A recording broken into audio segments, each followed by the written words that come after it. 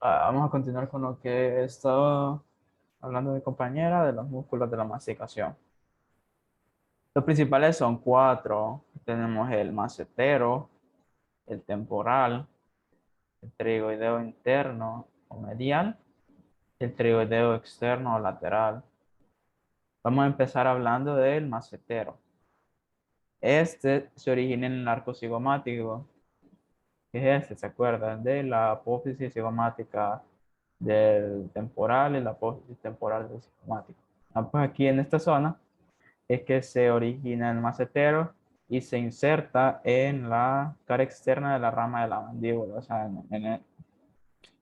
en esta zona, o sea, también sería encima del ángulo de la mandíbula.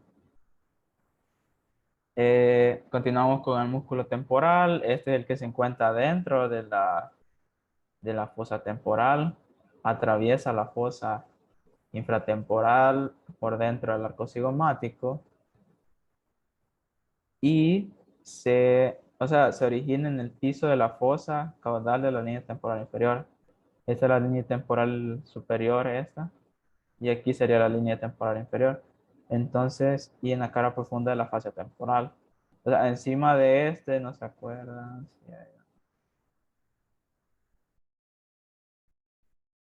Está la fascia temporal, esta es la fascia temporal, o sea, como que cierra desde el arco cigomático hasta la línea temporal superior. Entonces, el músculo temporal se encuentra dentro de esta fascia.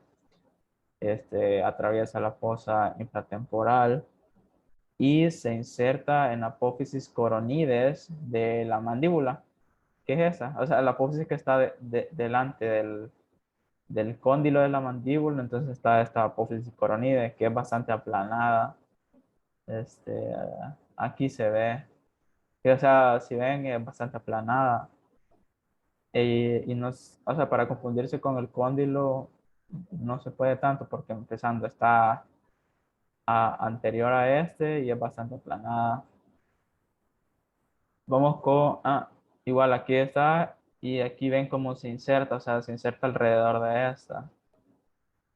Y vamos con el músculo pterigoideo medial o interno, que este se origina en la lámina pterigoidea externa del proceso pterigoideo del hueso esfenoide.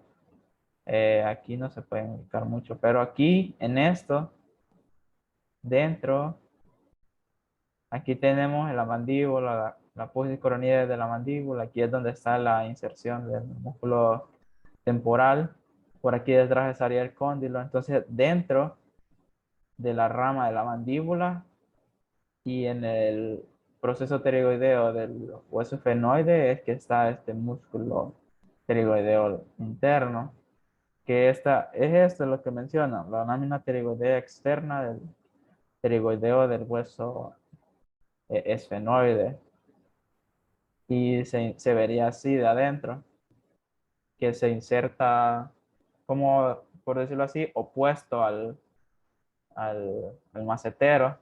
El macetero se inserta por fuera y el pterigoideo interno se inserta por dentro. Hoy vamos a hablar del músculo pterigoideal lateral o externo. Este se origina un poco arriba del pterigoideo interno y este se origina en la cara infratemporal y la cresta del ala mayor del esfenoide. Los dos igual están insertados en el esfenoide, solo que este está un poquito adelante y en la cara, en la cresta del ala mayor del esfenoide, que este sería aquí que se inserta. O sea, de aquí, de esta misma zona, o sea, si este está abajo, el lateral o externo estaría superior al interno. Y este se inserta en el cuello del cóndilo de la mandíbula. O sea, que insertaría alrededor de esta zona.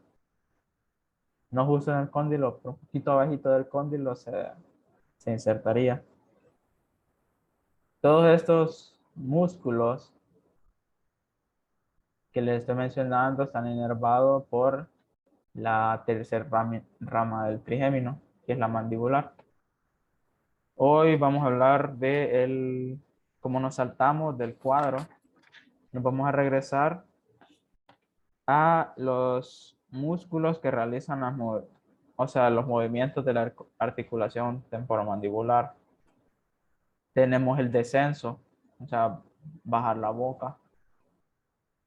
En el descenso tenemos que ayuda el pterigoideo externo, el digástrico y el miloioideo.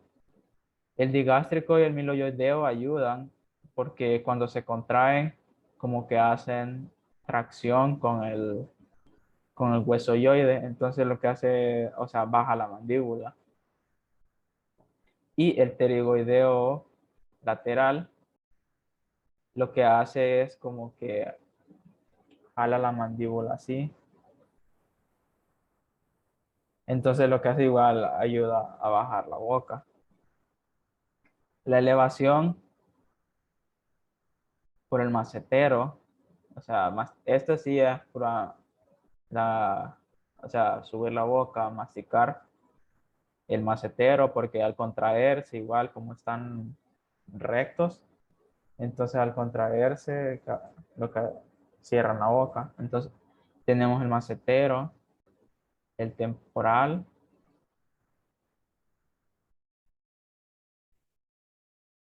y el pterigoideo medialo interno, que igual, este sí está un poquito más cruzado, pero igual hace la misma función de elevarlo. Protrusión, que la protrusión es hacer la mandíbula para adelante.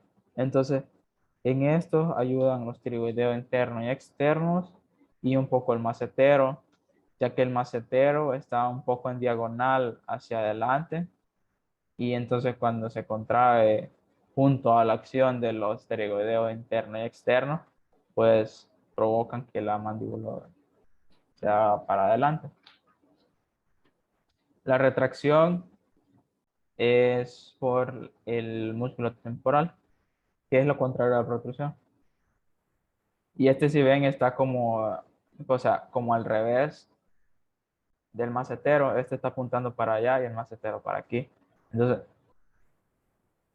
el temporal cuando se contrae hace que la boca regrese a su lugar. Y la lateralidad, el temporal y el macetero son ipsilaterales. Esto significa que ipsilaterales o sea, por decirlo así, del mismo lado. O sea, si los dos del lado derecho se activan, se puede mover para este lado. Y los que son contralaterales son los pterigoideos externos e internos porque se activa uno y el otro. O sea, se activa uno de este lado y el otro del otro lado para hacer el movimiento. Hoy vamos con arteria maxilar.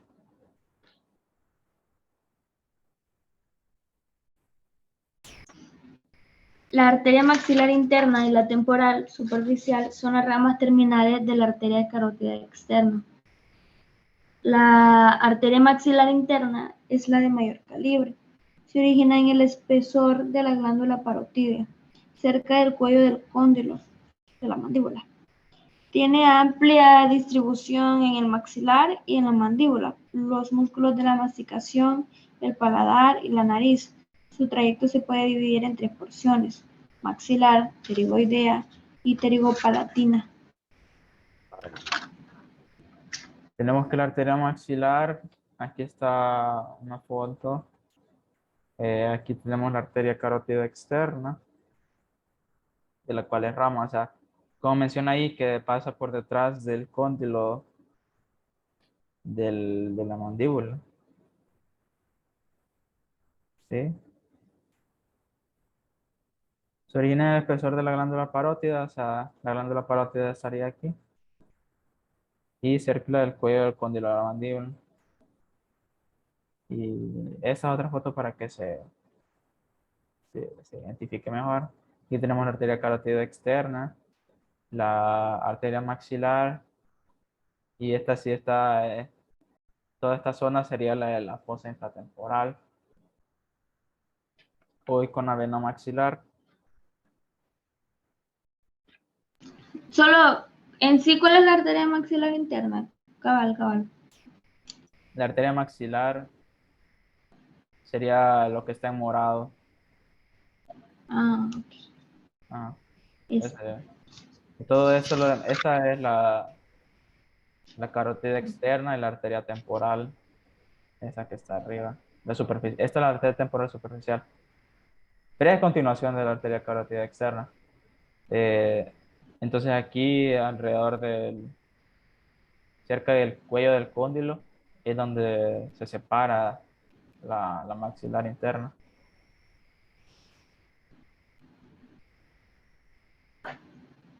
Hoy vaya. vamos Sí, sí, con la vena maxilar. esta vena se forma por la unión de las venas del plexo pterigoideo, el cual se localiza entre los músculos temporal y el pterigoideo externo, y entre los dos músculos pterigoideos. Sus numerosas tributarias incluyen la vena facial profunda, que lo comunica con la vena facial, y venas que pasan por los agujeros emisario y oval, que lo comunican con el seno cavernoso. La vena maxilar acompaña la primera porción de la arteria maxilar.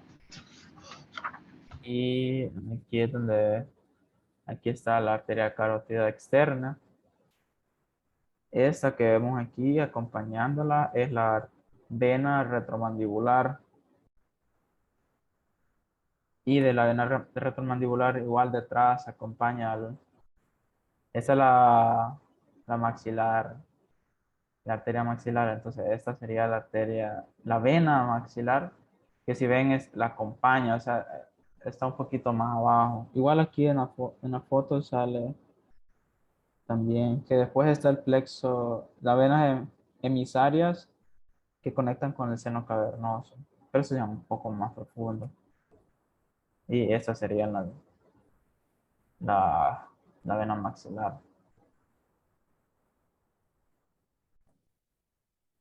Y vamos a continuar con el nervio trigémino. El nervio trigémino emerge de la parte lateral del puente mediante una gruesa raíz sensitiva y una delgada raíz motora. Ambas porciones pasan de la fosa craneal posterior a la media por debajo de la inserción de la tienda del cerebelo en el peñasco del temporal, debajo del seno petroso superior. En este sitio, la raíz sensitiva se expande para formar el ganglio semilunar del trigémino o ganglio de Gasser en la depresión del ápice de la porción petrosa. A este nivel, el nervio trigémino se divide en tres ramas: nervio oftálmico, nervio maxilar y nervio mandibular. Ah, y el nervio trigémino es la que le da sensibilidad a la cara. Entonces, tenemos tres ramas. Con eso si no se confunda con el facial. Que el facial son cinco y el trigémino son tres, que es la mandibular, la maxilar y la oftálmica. Lo que menciona el ganglio de Gasser es esto, que está encima del ápice de la porción petrosa, que esta sería la porción petrosa del hueso temporal, más o menos por esta zona. ¿Se acuerdan que ahí está el meato acústico interno? Entonces, más o menos por esa zona, encima de eso está el ganglio de Gasser. Hoy vamos con el oído.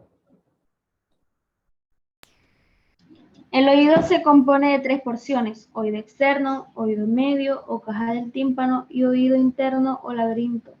Reconózcalos en el modelo. El oído externo está constituido por la oreja o pabellón auricular y por el conducto auditivo externo, CAM. El conducto auditivo externo mide unos 25 milímetros de largo, se extiende desde el pabellón de la oreja a la membrana timpánica, se relaciona por delante y abajo con la glándula parotidia, por arriba y atrás con el receso epitimpánico y posteriormente con la apófisis masturiteres. Ahí está bien. Ok. Esto es para que se recuerde más o menos las partes del oído externo. Tenemos la concha de la oreja, el hélix, que es como el reborde que es ese. El que está dentro del reborde es el antihélix. El trago, que está casi cerca del conducto auditivo externo, y el antitrago, que es el contrario. Tenemos el lóbulo, que es lo que nos cuelga ahí donde se pone el arito. Eh, en sí, el conducto auditivo externo es lo que está dentro de la oreja, con lo que continúa y se comunica al oído medio y al oído interno. 2.25 milímetros o 2.5 centímetros es lo mismo. El primer tercio es de cartílago y los dos tercios internos son óseos.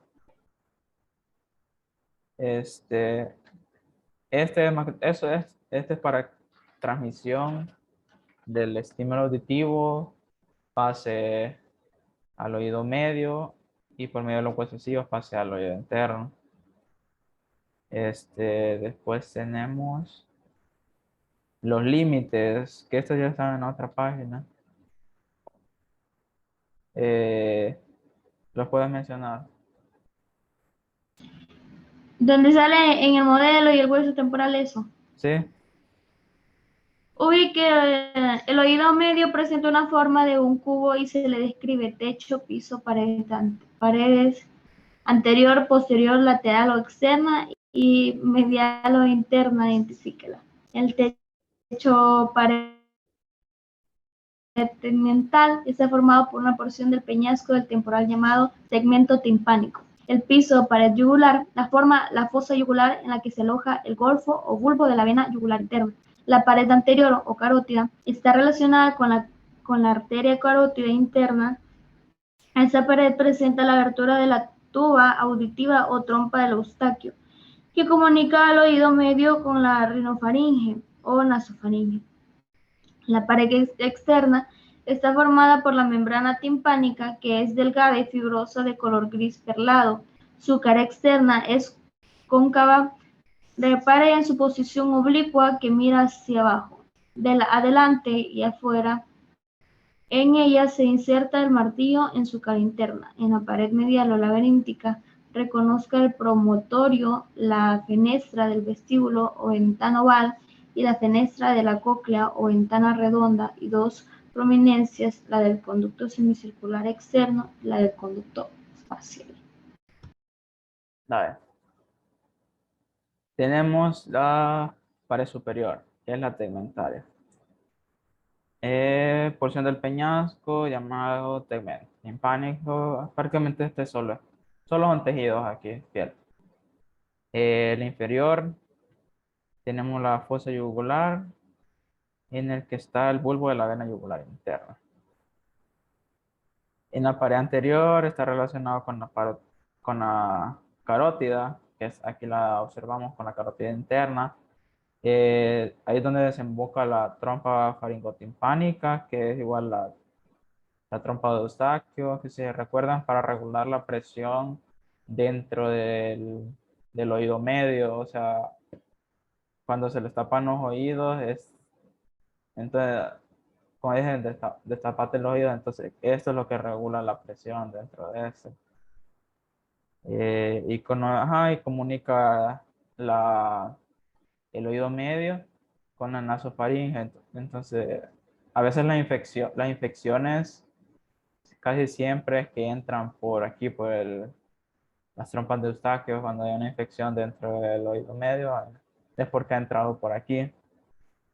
La pared externa, que la pared externa es como la más lateral, es con la que conecta con la membrana timpánica o con el tímpano. Entonces, la pared externa sería como a este lado y la pared interna o medial, que es la misma laberíntica, sería esto, ¿no? Entonces, la pared laberíntica es la que comunica con el vestíbulo, con el oído interno, donde tenemos la ventana oval, que la ventana oval aquí estaría el, el estribo unido a este. Y esta es la ventana redonda, que también se le conoce como membrana timpánica secundaria, que es para igual regular la presión, pero este es para la presión dentro del oído interno, y este es como para que haga buena resonancia dentro del oído interno. Ajá, aquí está lo que le mencionaba, que el estribo se conecta con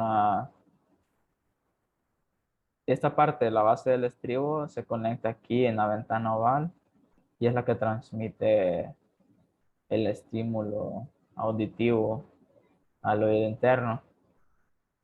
Y tenemos la pared mastoidea o, o posterior. Y aquí tenemos el antromastoideo, que es la entrada a las celdillas del mastoide. ¿No se acuerdan? Que es como el mastoide, la pubis mastoide es como una esponja, o sea, tiene bastantes celdillas de aire adentro.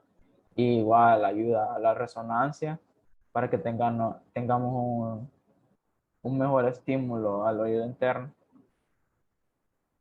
Las partes de lo que nos importa aquí es el martillo. Sí, el martillo.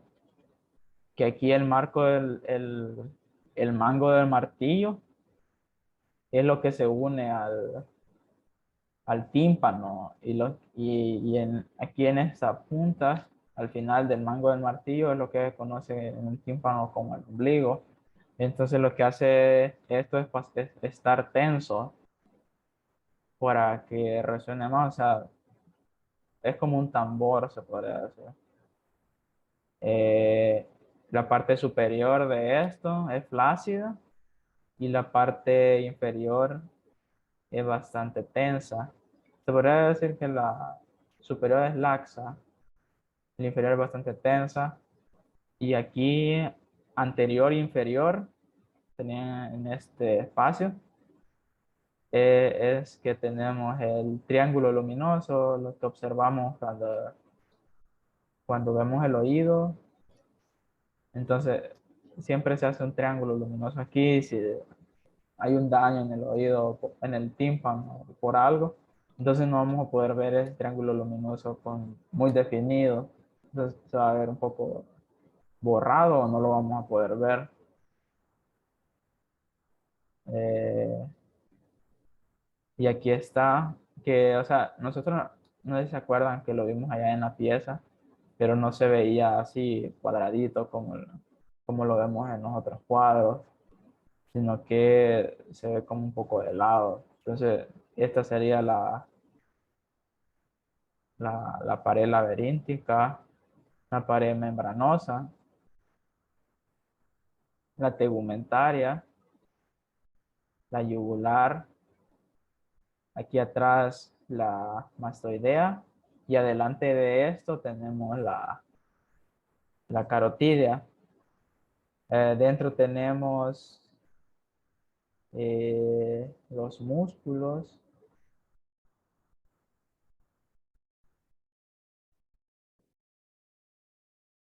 que aquí tenemos el músculo del estapedio, que es este.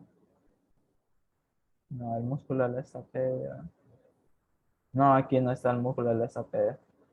Pero el músculo del estapedio lo que haría es se tensan para que no haya mucho, o sea, en algún ruido bastante alto, se tensan para que no se transmita todo ese movimiento hacia el oído interno, sino que se transmita una parte de ese estímulo. Vamos a pasar con el oído interno. En este tenemos dos, el laberinto óseo y el laberinto membranoso. Lo que estamos viendo aquí es el laberinto óseo, que tenemos la cóclea, el vestíbulo, que es toda esta zona, y los conductos semicirculares. Dentro del conducto semicircular aquí, cuando se une con el vestíbulo, es la cresta y dentro están las ampollas. Tenemos el utrículo y el sáculo, que estos ya son dentro del oído interno. Igual el modiolo va dentro de la cóclea. ¿Y qué más? Eh, Aquí estamos viendo una parte del utrículo, que es esta zona. Entonces, aquí está el corte del utrículo, para que se acuerden un poco. Y estas son las células de soporte o basales, que es la que generan la endolinfa. Esta endolinfa mueve esta membrana, que es la membrana otolítica, que tiene otolitos, que son de carbonato de calcio.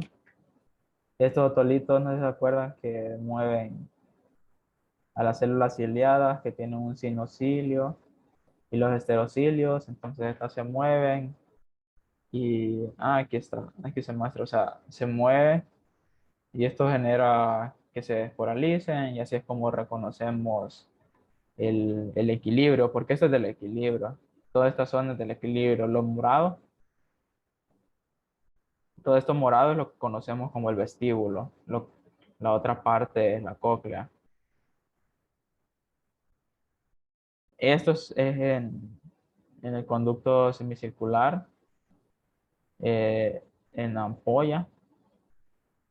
Entonces aquí adentro no tenemos otolitos. Entonces ya no se le puede llamar una membrana otolítica, sino que se le llamaría la cúpula. Igual este está relleno de endolinfa. Dentro de la cóclea tenemos el nervio coclear con su respectivo ganglio espiral. Tenemos la rampa timpánica y la rampa vestibular. La rampa vestibular es la que se conecta con la ventana oval y la rampa timpánica es la que se conecta con la ventana redonda. Dentro de estas dos podemos ver aquí el conducto coclear, que aquí es donde tenemos las células que registran el- la audición. El modiolo, que es todo lo que está aquí adentro, lo óseo es el modiolo. Y arriba, el punto donde se unen las dos rampas, porque como la rampa vestibular va subiendo, o sea, así en círculo va subiendo, y la rampa timpánica va de regresa. Entonces, cuando se unen estas dos, se le conoce como el helicotrema. Y aquí adentro tenemos la membrana vestibular, que es la que separa la rampa vestibular del conducto coclear, y esta también se le conoce como membrana de Reisner. De aquí debajo tenemos la rampa timpánica y la membrana que la separa es la membrana basilar. El ligamento espiral, el que conecta el conducto coclear a la pared externa de la cóclea. Dentro de esto es la imagen que tenemos allá en la U también, que dentro tenemos la membrana tectoria, que esa es la que cuando el sonido viaja, esto se mueve, la membrana vestibular o la de Reisner se mueve. Entonces, la perilinfa que está, aquí sí tenemos perilinfa en la rampa vestibular y la rampa timpánica. Sí ya tiene un minuto. Vamos a tener que entrar otra vez porque no me va a cortar en lo que explico.